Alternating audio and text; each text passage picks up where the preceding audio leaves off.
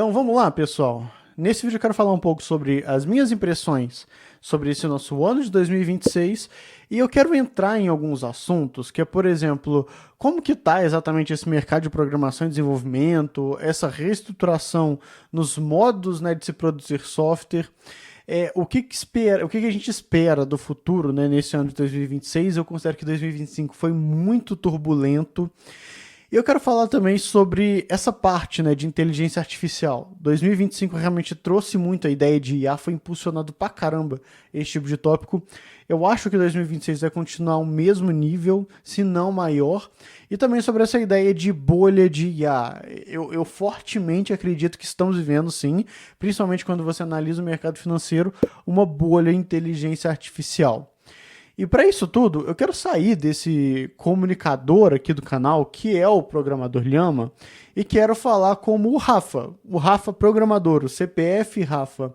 Porque, assim, embora aqui no canal a gente tenha essa postura de trazer mais dados, números, pesquisas, estudos, hoje eu quero trazer, na verdade, uma opinião minha, uma opinião forte que eu tenho. É claro que vai ter, sim, embasamento em algumas matérias e estudos que eu trouxe aqui.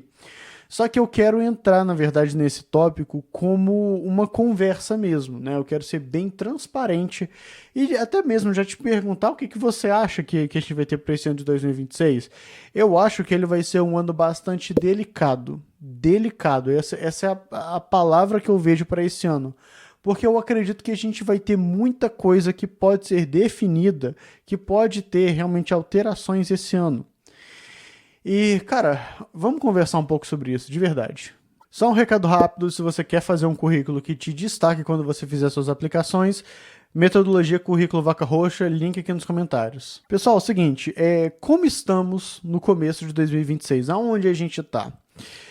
Eu dei uma varrida, na verdade, nos materiais que eu utilizei no ano passado. Eu guardo tudo aqui nesse canal. E eu fui dar uma olhada, principalmente, né, em como que estava exatamente, como é que a gente terminou o ano de 2025. Eu lembro que eu utilizei num outro vídeo passado, vou deixar ele aqui caso você queira ver, mas foi uma matéria lá do Portal Nacional de Seguro, Saúde, Informação, TI e Educação, o SEGS, que é esse aqui, olha. Demissões em massa no setor de tecnologia acendem alertas sobre o modelo de gestão das Big Techs. Isso daqui é muito importante para mim. A gente tem que entender que nesse ecossistema de tecnologia existem algumas empresas que elas são criadoras de tendências. Ou seja, muito provável que uma tecnologia que eles usem ou um modelo de produção que eles utilizem, isso acabe sim entrando no radar de outras empresas menores que tentam replicar esse sucesso. E essas empresas que são um pouco mais influenciadoras, você já deve ter ouvido falar, por exemplo, modelo de produção Netflix, ou então modelo de produção de software Spotify, ou então o jeito com que o Facebook, a Meta, está atuando. Essas empresas, elas realmente trazem, né, alguns modelos que são realmente muito revolucionários às vezes. Só que o que a gente está vivendo hoje é que essas empresas que são formadoras de tendências, elas estão passando por alguns questionamentos e até por reestruturações. Você vê isso principalmente nas demissões em massa que ocorreram no ano passado. E essa reestruturação, na verdade, ela se vem devido a essa tentativa de entregar uma melhor qualidade nas produções. E aí, pessoal, muita coisa em relação à produção de software está sim sendo questionada. Modelo, né, de gerência de equipes para produção de software, modelo de qualidade de desenvolvimento de software, até mesmo a ideia de cibersegurança e outras áreas estão sendo contestadas. O que eu quero dizer é que é o seguinte, a confiança sobre a produção de sistemas a público está se tornando um pouco mais, sabe, a confiança está caindo. Você vê isso escancaradamente no mercado gamer. O dia de lançamento de alguns jogos já tem um pouco de dúvidas e suspeitas se aquele produto vai ter grandes problemas, se ele vai apresentar algumas situações realmente ruins. E assim, olha, eu tenho que ser sincero, quando você pega um espectro de 5 anos atrás ou 8 anos atrás, você vê muitos nomes de de produções grandes que realmente apresentaram dúvidas, realmente apresentaram projetos que foram muito ruins. Vou deixar alguns projetos aqui, alguns jogos que foram lançados, que deram sim um pouco de problema no seu lançamento, depois foi corrigido com algum patch. E na verdade, se você é assim um programador, é muito provável que você já tenha vivido isso. A perda de qualidade na produção, ela realmente está sendo muito evidente. Principalmente quando a gente fala sobre prazos que são muito apertados, sobre metodologias que às vezes elas não englobam acidentes que a gente tem em produção de software e até mesmo, né, algumas situações inesperadas que a gente vê.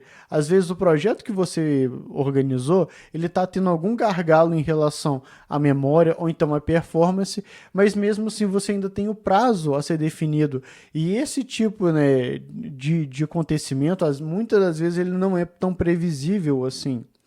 Então, essas ideias, né, de qualidade de software, de gestão, né, de equipes e projetos, está sendo muito questionado, tanto nessas empresas que são um pouco mais formadoras, né, de tendências, quanto até as menores. Isso é preocupante. O que eu vejo para esse nosso ano de 2026 é realmente que a gente já entra nesse ano com algumas questões em relação às melhores produções de software. O que a gente está vendo é realmente um questionamento nesses padrões de produção. Então, até mesmo ideias como a metodologia Scrum, metodologias ágeis, estão sim sendo questionados. A gente entra para o ano de 2026 com essas dúvidas. E honestamente, é por isso que eu falo que é um ano muito sensível. Eu acho que muito daquilo que a gente está vendo, que a gente considerou por muito tempo que era o padrão, principalmente em entrega de software, é o que vai ser questionado. Esse ano de 2026, eu acredito que a sensibilidade dele vai se basear nisso, em entender se esses modelos realmente estão, né, agindo com pessoas de acordo com o que prometeram. Eu acredito, na verdade, que em parte sim, em parte não. E agora é simplesmente ver quais vão ser as próximas tendências ou as soluções para esses padrões que hoje a gente tem. E eu até tenho que te perguntar, você tem vivido coisas assim? Você tem questionado um pouco a ideia de gerência e produção, né, de projetos em software? Eu consigo falar que, assim, até mesmo essas grandes empresas, nas últimas demissões que eles mostraram, a insatisfação em relação à produção tem sido, sim, uma das questões que foram apontadas. E vamos falar aqui sobre inteligência artificial para 2026. O que aconteceu em 2025? A gente já sabia que IA era um tópico em alta, né, que já tínhamos uma certa adoção em relação a essas ferramentas, só que aí o ano acabou tomando uma espécie de rumo e foi seguindo e todo mundo foi atrás. Que foi mais ou menos o seguinte: a tentativa, né, de se mediar a ideia de criação de código fácil com a boa produção de arquitetura e qualidade.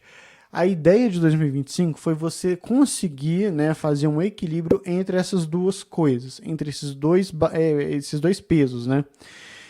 E eu vejo, na verdade, que para 2026 esse tipo, né, de temática, esse equilíbrio vai continuar. Só que eu vejo entrando agora a ideia de produções de software voltados a integrações com inteligência artificial. Se fazer um RAG, por exemplo, está se tornando agora padrão. Você fazer integrações com inteligência artificial no seu software está se tornando padrão. Interação é a palavra-chave para devs em 2026 quando a gente fala de inteligência artificial. Não vai ser necessário para o desenvolvedor entender a fundo como é que uma IA funciona, nem mesmo entender padrões de treinamento de máquina ou coisas do tipo. Só que, novamente, integração de produtos com inteligência artificial vai se tornar o padrão. Eu vejo isso. Embora a gente já esteja utilizando muito nas nossas construções, agora a gente vai ter a ideia de produtos que vão começar, né, a ser massivamente interpretados ou até mesmo amplificados por causa dessa ideia de inteligência artificial. E aí eu tenho que falar, você consegue, por exemplo, fazer um sistema que chama uma API e envia dados para uma inteligência artificial? Esse é o famoso RAG, só que de uma forma não semântica. E sim, eu acho que é esse tipo de coisa que ele vai vir e vai se tornar um padrão em 2026. E falando aqui de uma maneira aberta, eu sei que tem gente que é apaixonado com essa ideia de inteligência artificial e também tem umas pessoas que não gostam tanto assim. E, cara, honestamente, eu tenho que entender os dois lados, sabe? Eu não acho, na verdade, que as pessoas estão nem certas nem erradas nesse caso. São perspectivas diferentes. Só que o fato é que inteligência artificial já está, né, entrando e meio que se misturando nesse tipo de mercado, se não já está bem misturado. E realmente eu jogo mesmo que isso daqui vai ser o futuro. Não tem mesmo para onde correr. Embora aqueles que tentem afastar um pouco essa ideia de inteligência artificial, hoje em dia você realmente está ficando defasado. Isso realmente é uma realidade hoje em dia. Eu até separei uns questionamentos aqui. Olha só, a própria Forbes mandou essa matéria. O Brasil lidera a adoção de IA na América Latina, mas baixa produtividade ainda é obstáculo.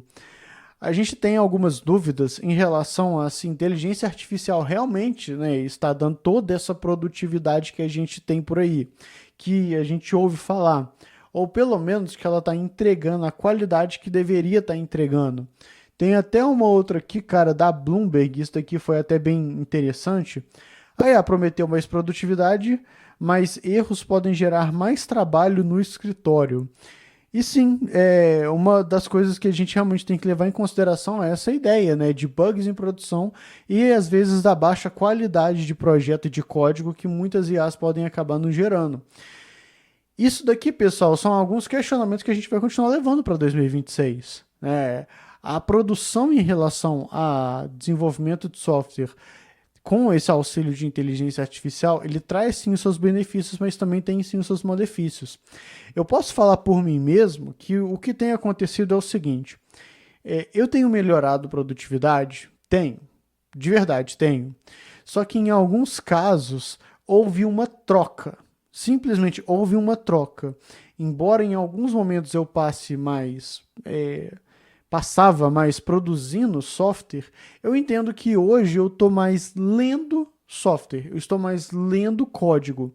Então é uma troca, em vez de eu ter uma grande produção, hoje eu tenho que ler esses códigos que são gerados por inteligência artificial e muitas das vezes acabar refatorando um pouco, né, e trocando a estrutura daquele código. Então, nesses pontos em especial, isso daqui não é um aumento de produtividade quando a gente fala em tempo de entrega. É simplesmente uma troca de função por outra. Em alguns casos eu tenho sim sentido isso. Em outros eu tenho que ser sincero. A criação de software já vem, né, de código ali, para alguns casos ela já vem sim certinha. E já vem sim muito bem aplicada. Isso com uma boa engenharia de prompt.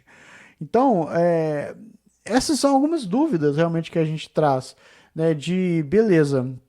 A gente tem, né, essa ideia de inteligência artificial na nossa produção, mas será que a gente chegou num modo interessante, num modo bacana, né, de aplicação? Eu tenho utilizado bastante o Cloud Code e o Copilot associado ao VS Code. E para terminar, eu vou pincelar aqui rapidinho essa ideia, né, de se a gente está vivendo numa bolha de IAs, né, e o que está acontecendo. Então, pessoal, olha só. De novo, isso aqui é opinativo. De novo, eu não estou trazendo dados ferrenhos a respeito, né? Mas eu acredito que sim, a própria OpenAI, isso junto com outras empresas que fazem produção voltada à inteligência artificial ao público, elas não estão realmente faturando muito com isso. Na verdade, ao passar dos anos, o prejuízo ele só está aumentando. Isso é uma coisa assim a se preocupar. A gente tem esse ciclo de investimento que é OpenAI, Nvidia e Oracle, e parece muito um esquema Ponzi, que é um repasse de dinheiro, né, prometendo lucros muito altos no futuro, como uma espécie de investimento que assim fosse jogado mesmo a variáveis muito grandes. Então, a gente tem essa problemática, sabe? A gente tem um crescimento que parece, né, muito fictício, que ao mesmo tempo em que a gente vê um crescimento, por exemplo, de OpenAI e outras empresas voltadas à inteligência artificial, a gente vê também um aumento de dívida. Isso porque essas ferramentas de inteligência artificial, elas não estão gerando tanta receita assim o quanto que seria esperado. E a gente tem realmente que apontar isso. a utilização desses modelos de IA no modelo barato, né, no modelo gratuito, aliás, é muito mais popular do que realmente você está utilizando, né, de uma maneira um pouco mais pró. Tenho até que te perguntar quem você entende que é o perfil que realmente consome o ChatGPT no modelo Pro, por exemplo, na versão mais paga. Isso, pessoal, considerando toda a população brasileira, por exemplo. Você vê desde de pessoas que trabalham em padaria ou pessoas que, sabe, vão fazer algum outro tipo de serviço que às vezes nem precisa de inteligência artificial. Mas eles estão usando ali não exatamente para auxílio no trabalho, mas muitas vezes para a própria diversão e até mesmo para busca de informação qualquer. E eu entendo que isso facilita muito a vida das pessoas. Só que você não necessita, às vezes, de um modelo pago simplesmente para uma utilização que seria um pouco mais simples, que seria um pouco mais cotidiana. E aí isso custa, né? Isso realmente custa. Então a gente tem ali uma espécie de bolha que está se formando. Isso é um pouco preocupante. E a preocupação disso está se tornando porque algumas dessas empresas relacionadas à inteligência artificial, elas são as famosas too big to broke. Ou seja, elas são tão grandes e estão tão associadas a órgãos governamentais que, em tese, elas não podem quebrar. Imagina hoje se uma Petrobras aqui do Brasil quebra, se uma Vale do Rio Doce quebra. Imagina se uma Eletrobras, na verdade a Eletrobras não, vamos colocar aqui a Enel, se a Enel de São Paulo quebra. Isso daqui, cara, dá realmente um impacto muito grande. Essa é a visão, né, do que a gente tem nessa ideia de bolha de inteligência artificial. E sim, ela está se formando. Você vê muito se discutindo a respeito disso. E, cara, eu não sei. Se você me perguntar, por exemplo, o que vai acontecer exatamente no futuro com essa ideia de bolha de IA, cara, eu juro, não sei. Na verdade, nem tem previsões, você não consegue achar isso de uma forma concreta, né, nas fontes que eu costumo consumir sobre esse tipo de coisa. E qual que é o balanço disso tudo que eu tô falando, né? Eu tenho que voltar lá no começo. Eu acho que 2026 é um ano muito sensível, porque eu acho que muitas coisas vão se formar, eu acho que muitas coisas vão ser questionadas e a gente ainda vai ter, sim, uma alteração muito grande nesse modelo, né, de desenvolvimento de software e criação de valor, quando a gente fala nessa parte de qualidade e entrega de projetos. Isso pode parecer um pouco preocupante, mas, assim, não veja isso como uma preocupação. Realmente, tome esse ano de 2026 mais como um ano para que você consiga observar o que está acontecendo e ficar antenado realmente com as notícias que forem saindo por aí. O que eu posso falar de mim é que em 3 anos, 3 anos passados, eu já mudei tanto o jeito em que eu faço software, eu já mudei tanto a ideia em que eu tenho, né, de produção, de enxerga e de entrega de qualidade, que chega a ser realmente disruptivo, sabe? Chega realmente a ser disruptivo. Mas não precisa ficar com o coração tão aflito em relação a isso. Se você sabe as bases, né, de programação e de tecnologia, com toda certeza você vai acabar se dando bem nesse futuro. E é isso, pessoal. Realmente não criei um roteiro para falar aqui, eu simplesmente estou falando para a câmera aqui as minhas impressões de um modo bem humano, de um modo bem real, transparente com vocês. Eu quero saber a sua opinião. O que você acha também sobre esse ano de 2026? Você acha que vai acontecer muita coisa? Você acha que é um ano para se observar? Eu acho que ele é sensível a mudanças. Eu acho que realmente vai ser isso. Bom, eu quero te ouvir. Vamos continuar essa conversa aqui nos comentários. Manda aí a tua. E eu vou ficando por aqui. A gente se vê nos nossos próximos vídeos. E até mais.